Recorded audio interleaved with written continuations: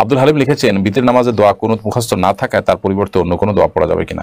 দোয়া কুনুত মুখস্থ নয়, যতদিন পর্যন্ত মুখস্থ না করেন ততদিন পর্যন্ত করা যাচ্ছে, পর্যন্ত দোয়া পড়লেন, বাট আপনার এরা দীর্ঘ দিন পর্যন্ত চলতে পারে না, অর্থাৎ আপনার অনেকদিন পর্যন্ত আপনি এইভাবে বিকল্প দোয়া দিয়ে চালাবেন, এটা সেরকম না। বরং দোয়া কুনুত আনুগত্যের দোয়া, হাদিসে দোয়া কুনুতের বিভিন্ন ফরম্যাট আছে, তার যে কোনো একটি যেটা সংক্ষিপ্ত ছোট সেটা আপনি মুখস্থ করে নিতে পারেন এবং সেটাই করা উচিত।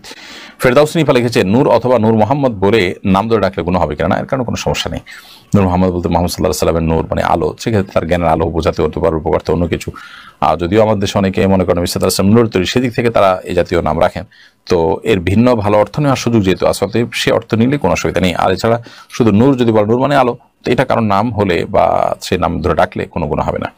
হৃদয় হোসেন আপনি লিখেছেন, রমজানে কবর আযাব পুরোপুরি বন্ধ থাকে কতটুকু সঠিক? বিভিন্ন বর্ণনা থেকে এটি জানা যাবে। বিভিন্ন বর্ণনা এরকম আছে যে রমজানে কবরবাসীর কবর আযাব মাফ করা হয়, যদিও সে সমস্ত বর্ণনার সনদের অবস্থা বা তার শুদ্ধ অশুদ্ধের বিষয়টা আমার পুরোপুরি জানা নেই। ইনশাআল্লাহ বিদিনিল্লাহ আমরা একটু অনুসন্ধান করে আপনাদের জানাবার চেষ্টা করবো ইনশাআল্লাহ। সাদিয়া মুর আপনি লিখেছেন, রমজান মাসের কাজা রোজা আগে করতে হবে নাকি শাওয়াল মাসের আগে? বাকি রোজা করতে গেলে নফল রোজা করার সময় থাকে না, জানাবেন প্লিজ।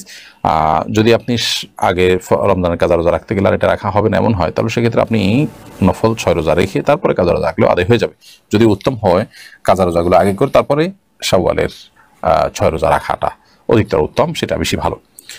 সাজিদুল ইসলাম সাজিদ আপনি লিখেছেন, আপনার সকাল সন্ধ্যার জিকিরের বইটা নিয়মিত সকাল সন্ধ্যায় পড়ি, আমার জন্য দোয়া করবেন। সাজিদুল ইসলাম, আল্লাহ তাআলা আপনাকে উত্তম বিনিময় দান করুন এবং সকল ক্ষয়ক্ষতি থেকে বিপদ আপদ থেকে রক্ষা করুন। সকাল সন্ধ্যা দোয়ার সকল ফজিলতগুলো আপনাকে প্রাপ্ত হওয়ার তৌফিক দান করুন, আমরা দোয়া করি।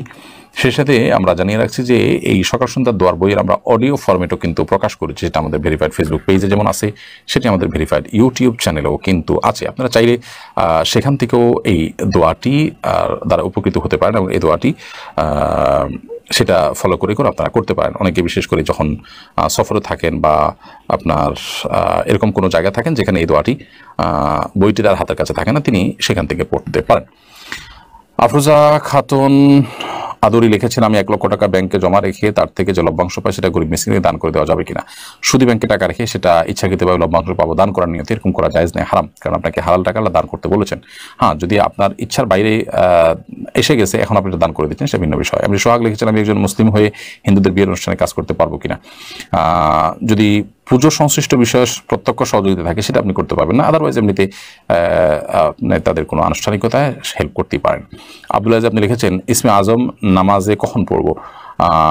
ইসমে আজম কি শুধু আল্লাহর নাম আল্লাহ এই শব্দটি নাকি অন্য পুরো বাক্য, এটা নিয়ে ইখতিলাফ আছে। তো দোয়ামূলক বাক্য নামাজের শেষ বৈঠক এবং সিজদা পাঠ করা যায়।